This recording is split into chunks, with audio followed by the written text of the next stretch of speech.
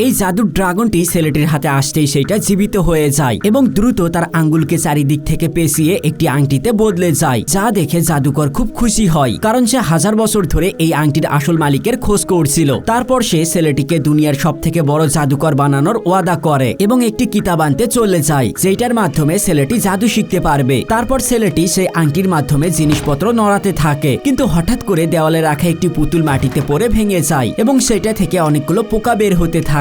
তারপর সেটা একটি খারাপ জাদুকরের রূপ নিয়ে ফেলে, যে 1200 বছর ধরে এই পুতুলটির ভিতরে বন্দী ছিল। সে বাহিরে বের হতেই ছেলেটির কাছ থেকে ড্রাগনটি চাইতে থাকে, কিন্তু ভালো জাদুকর সেখানে চলে এসে লোকটিকে হাওয়ায় ঝুলিয়ে দেয় এবং সেখানে তীব্র লড়াই শুরু হয়ে যায়। কিন্তু খারাপ জাদুকরটি খুবই শক্তিশালী ছিল, সেই জন্য সে ভালো জাদুকরটিকে দূরে ছুঁড়ে ফেলে দেয় এবং ছেলেটির কাছে এসে তাকে মেরে ফেলার চেষ্টা করে। কিন্তু ভালো জাদুকর ছেলেটিকে বাঁচানোর জন্য একটি জার খুলে নিজেকে সহ খারাপ জাদুকরকে 10 বছরের জন্য বন্দী করে নেয়।